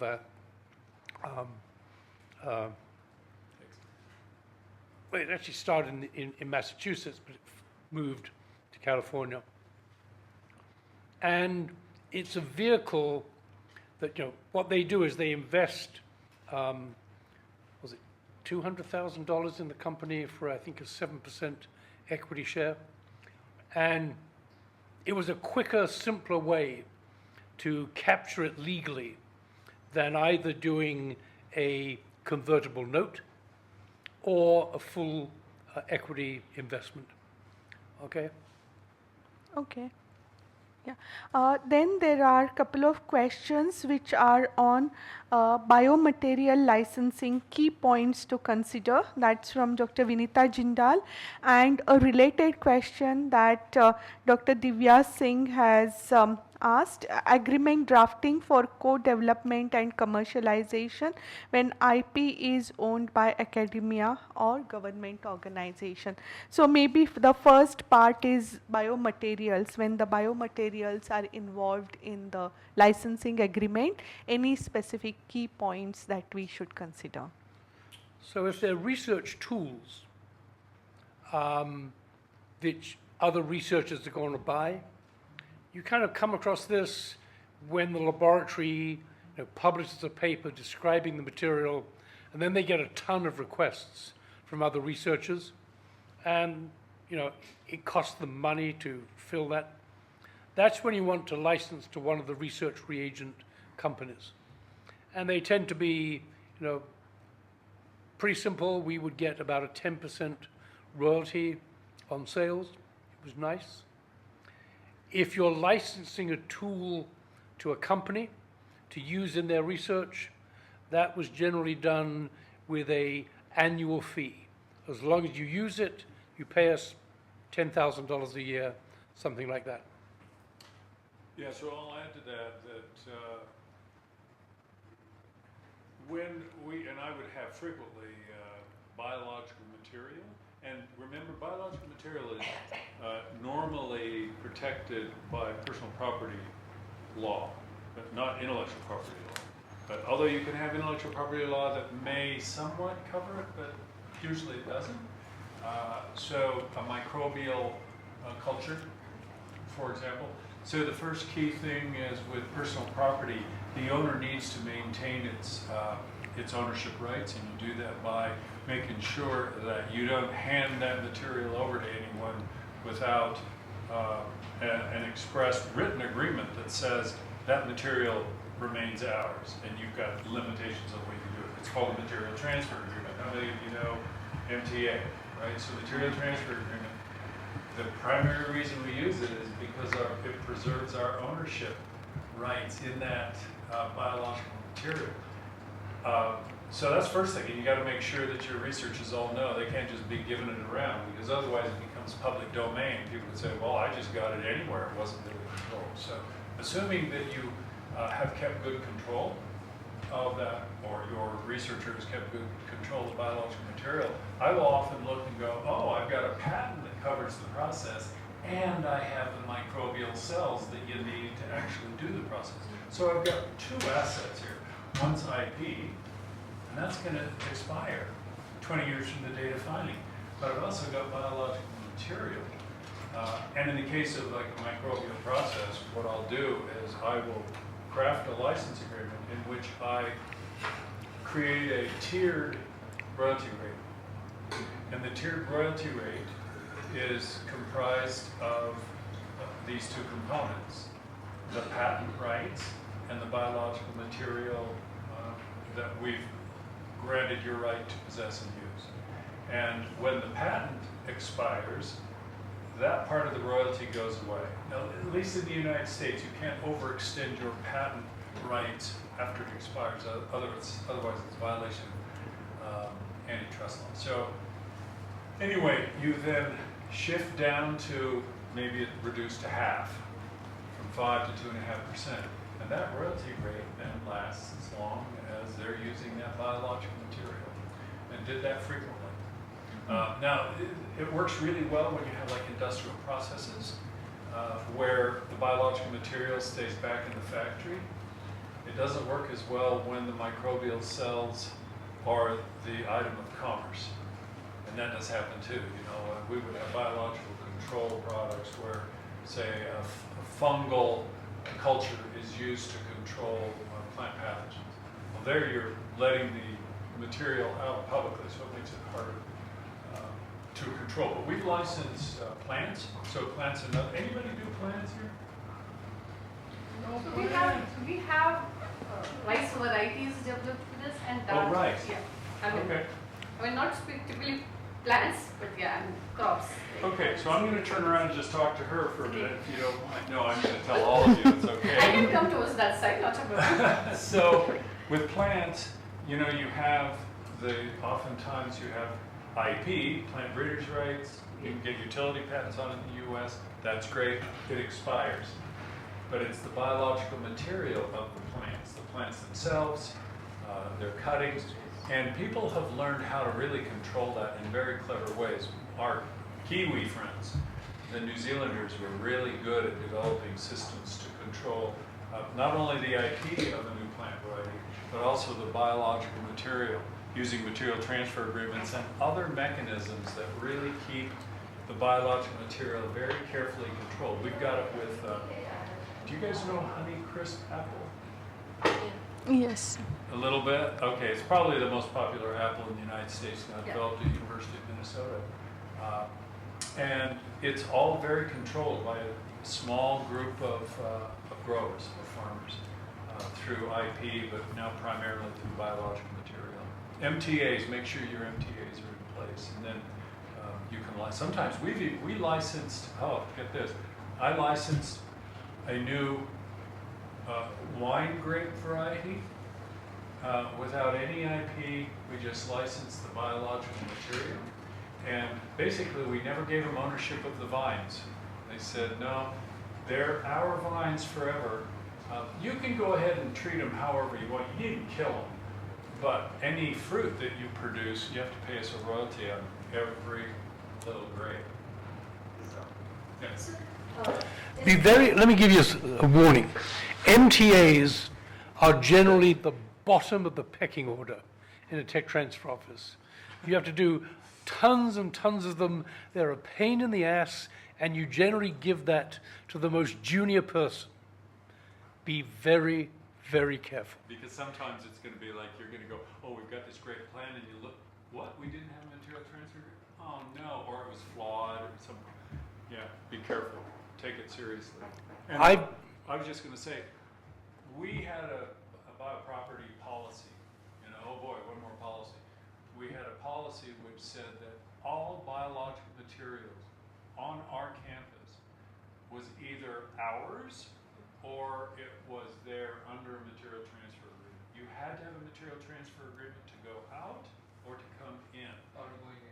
Yeah, and boy, the ones that would come in sometimes, like faculty would say, hey, here's an MTA from a company, and it says something about all inventions made in the entire building belong to them. Like, whoa. So we'd have to have people trained to screen these, like, oh, we can't sign that. We were responsible for the ones going out, but we made a system, and this is the way to do it, is to, for routine ones, you make a digital, downloadable website-based form for most of the routine transfers. And I think Vanderbilt has... Most of the MTs that we receive from US and all, they are non-negotiable. It's really very tough to get them. From public sector research institutions? Not exactly. I mean, if they come from companies, look out. Yeah.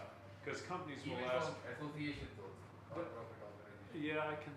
That's So that means unfortunate. the materials are coming. We are taking the materials from We them. are taking, but receiving the material is the last part, but finalizing the Yeah. agreement. No, so that's what we need to learn, that like how rigorous they are, like with their terms and conditions, that like once they have to give any material, they But want. that's what they say, that Yeah. it is our material that we are giving it to you. Yeah. You I- have to back abide in the by our days- conditions. So in Back our in the system, days when we need used to fax be machines, I remember a story this university told me of, we were trying to get this material from a drug company, and we made some changes in the agreement and sent it back to them, and it came back in the fax machine with big black felt tip. These are our terms, take them or leave them. Yeah, that's what we have been facing. Yeah. But MTAs can be very important. In the last 2 years, I've done 2 lawsuits over MTAs. I helped Ohio State University being sued by the University of Würzburg over the mouse model of spinal muscular atrophy that has allowed all 3 drugs that treat spinal muscular atrophy to be approved. And this lawsuit was embarrassing for Ohio State. Their record keeping on MTAs was so bad. It was so unbelievably bad. You cannot conceive of how bad it was. And then this was being done. The University of Würzburg contributed 1 mutation to the mouse. Ohio State contributed 2. And then Ohio State forgot about Würzburg's contribution and acted like they owned it alone, and went that way for 14 years until a company called up, said, we'd like a license. And by the way, does this license cover Würzburg's interest? Würzburg doesn't have an interest. Oh, yes, I think they do. Well, my records don't show that, but I'll talk to my inventor. Of course, the inventor, Michael, does Würzburg have an interest? Yes, of course they do. So they had to do an interinstitutional agreement and backdate it 14 years. And it was so embarrassing for Ohio State for the deficiencies in their record keeping coming out like this. So MTAs are really important. JIAs are really important. I had another lawsuit where one university stole an antibody from another. Awful, just awful. Failure of a JIA. So clauses as a part of the license agreement while transferring it to the company. Sure. That, I mean, we sometimes, frequently we'll have an MTA as a precursor because the company goes, well, we want to test it. Oh, okay, sure. So we'll say to the material transfer agreement, here it is. So you'll frequently have a separate agreement beforehand. That is more a commercial agreement. And you may say something in the agreement acknowledging that there's a pre-existing, or you may want to put it, in either way. You could attach it. And the MTA will describe the purpose to which they can do it. And the purpose will be to evaluate their interest in licensing. And that's all they can do. And then the license agreement typically says this supersedes any prior agreements and is the sole agreement between us. And if you've now given them the right to use the biological material, then that overrides the MTA, which said you can only use it to evaluate your interest. Sure. Okay, so there are a couple of questions which are about IP valuations, how to value know-how, then startup valuation in context of merger and acquisition. I'm not sure if we have like that much time for that. Yeah, we already have. I can always, it's easy. On IP valuation, the number is 3.1416. That's the number we use. It's also pi, it's a fundamental number. You don't need to do all the stuff he was talking about. Know-how, typically, if you license know-how and patents, then the ongoing royalty rate for use of the know-how after the patents expire historically has been half, but you can get more. You have to, as Dick said, as I said this morning, by US law in the US, you have to have a lower royalty rate when the patents expire. The cases don't say how much lower. Would 1% be enough? Probably not. 0.1%. Would 25% be enough? Probably. Okay? I'll just add this real quick. Never, ever have we done a license that included know-how. I don't like know-how to be a licensed asset because it's up here and it's in the head of the inventor, and I can't control the inventor. I can't deliver the inventor, so I don't go near that. I can only give what I can give, which is the rights to the patent. Trade secret's another matter, but now policy and practice, we, Cornell, BU probably never did trade secret either, did you? I did one or two. Okay, a little bit. We stay quiet about it. We did a little trade secret. Trade secrets are another story because trade secrets, you write down. You keep it secret, but you write it down so that if you ever have to take it to a court of law, you can say, yeah, see, here it is. I got records of it. Know-how, no one knows except that person who can. Anyway, don't go. So there are universities, the universities that take Dick's approach. Harvard does, MIT does, Stanford does. Their attitude is the know-how is in the head of the professor. If you want the know-how, hire the professor to a consulting agreement. And there's an art to that too, to organize. In the Indian context, not a question, but I just feel in the Indian context we also use the term know-how for the IP. I mean, the IP is there, but that's not a predictable IP. Oh, By you're various I laws. think you're talking about trade secret, really. No, say like we transfer, we had monoclonal antibodies that we had made in our lab. So with the laws, we could not get a patent on that. It was a published research paper. But because we had the heavy rubber construct, so the company didn't want to invest that portion.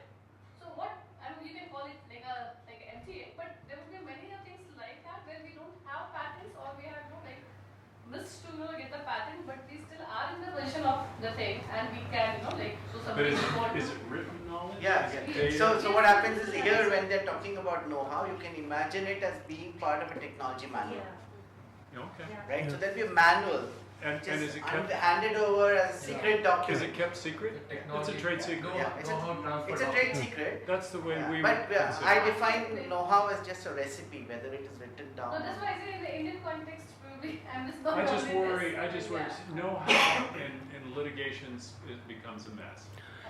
Trade secrets is controllable, is manageable. I just would never. We don't touch know-how. So It's a- many license agreements, you'll see a definition of know-how to include biological materials. Yes. Yeah. Okay? Yes. So, That's weird. hybridomas, things like that. So, as I said, I'm working on this cancer diagnostic license signed in 1986, where the know-how was defined to include the hybridoma. And they're still using the hybridoma. 40 years later, they're still paying.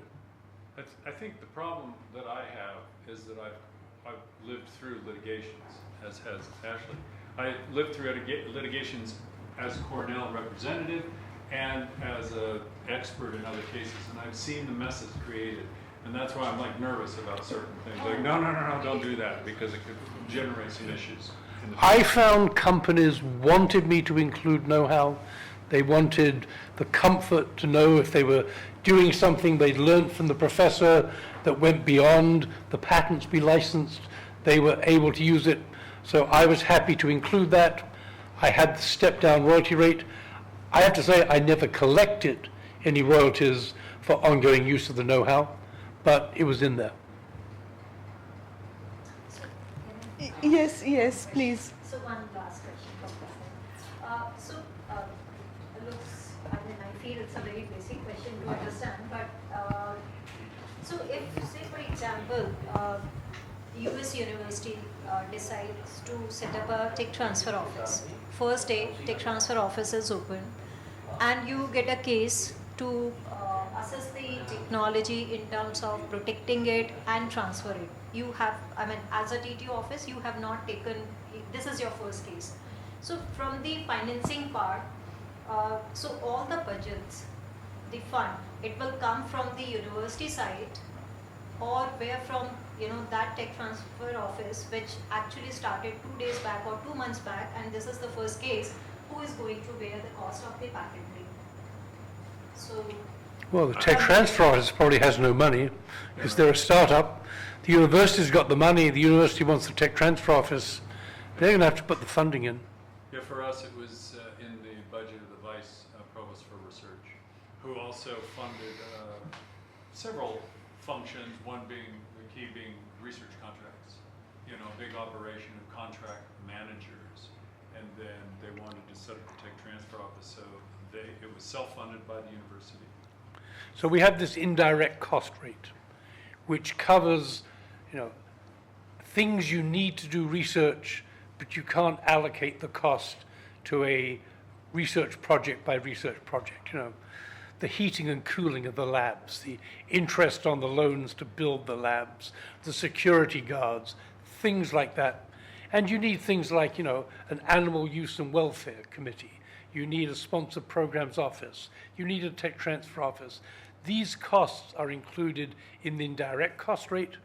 And, for what it's worth, President Trump is trying to reduce those from typically about 50 to 70% to 15%. It is going to cripple university research in the US. I don't know why the moron is doing it. The academic research has made such a contribution to US economic development. He doesn't seem to understand.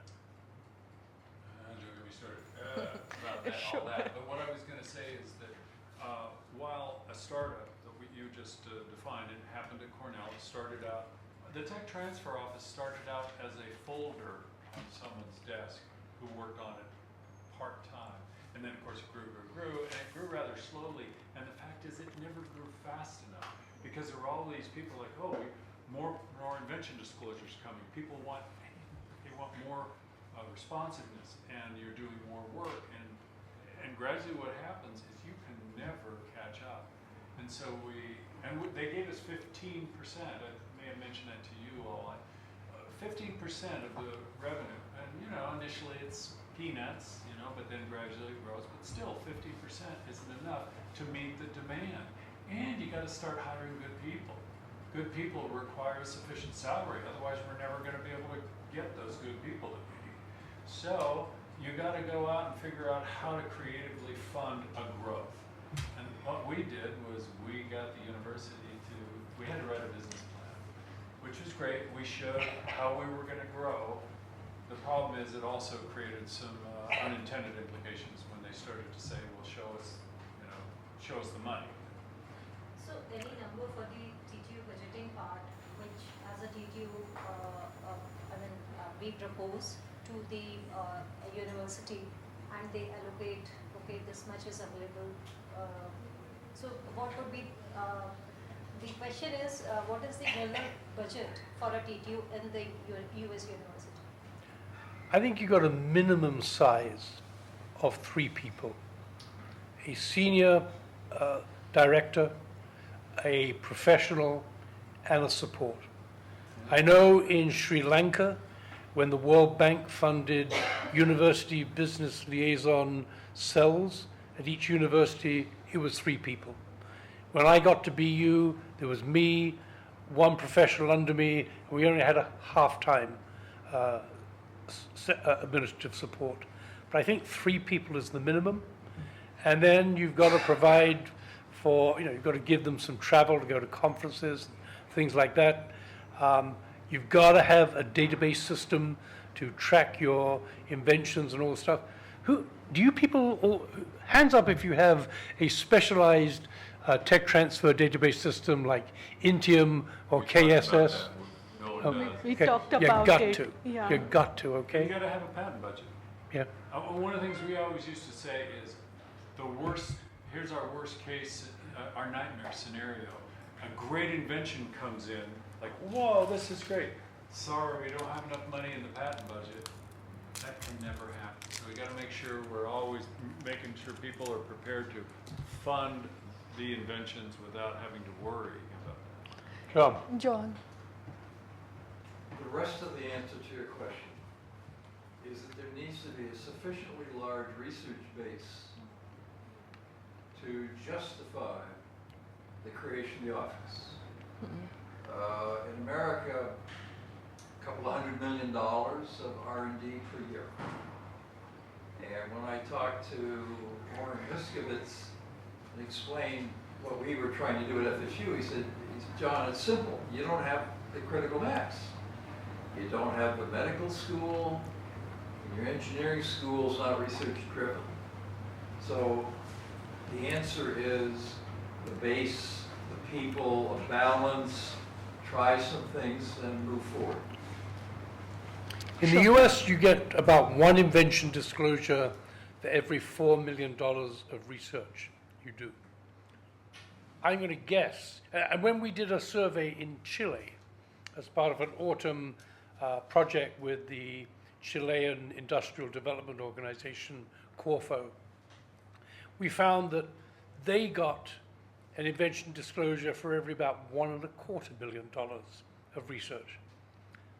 Does that mean Chilean professors are 3 times as productive as American professors? No. I think they get paid 1/3 as much. So your $1 million goes 3 times as far in Chile. And, God knows you Indians are so efficient and have such a low cost structure for everything. I don't know what the right number is going to be, but it's got to be, how much research to get an invention disclosure, and you've probably got to be getting 10 to 20 invention disclosures a year to really be able to justify a good-sized tech transfer office. For us, it was $2 million. Pretty much tracked constantly $2 million of research budget for every one disclosure. Well, one thing I wanted to mention, we were talking about a colleague of ours who, there is one thing that he did that I think, wow, that was pretty creative. He went to University of New Hampshire, which it didn't really have a lot of research going on. So he goes there and he looks around and goes, well, where are the invention disclosures going to come from? And, I don't think they have a medical school either. They have a little of this and a little of that, but not much. So he started to focus on other areas that we normally don't look at. In the creative pursuits, in music and in art and architecture. For the first time, this last semester, I taught a course in art and architecture. And it's a whole community of people who are designers, who are inventing like crazy, and they've never even heard about us. Believe it or not, at Cornell University, we've got this whole college over there inventing like crazy, and they've never submitted invention disclosure to us. So I think maybe you might go, okay, maybe I can be creative and look around at my institution. Maybe find some other sources and go talk to them. Sure. So I think we're going to stop here. Thank you very Just much. getting started. So so Richard, Ashley, and John, thank you very much for this incredibly interactive conversation. I'm sure all our participants have many more questions than we could take up. So if you are okay, is it okay if some of them can write to you with some of the questions, and you can provide answers. So whatever questions I couldn't take up right now, you know what to do with those questions. So please feel free to write to Richard, John, and Ashley. All their email addresses are available with you. And once again, a big thank you to all three of you. Thank you very much for this. Thank you. Before we leave, we have a small feedback form. It's mandatory, please, for everyone to fill it up. And we have a short ceremony for distributing the certificates and small gifts that we have for I your. know you are going to do it. For Feedback. Just Online or you are going to do it? online. Yeah, sure. Yeah, so nobody gets the certificate without the feedback forms, please. So thank you. Yes, I shared the link on the WhatsApp. Focus it here. Yes.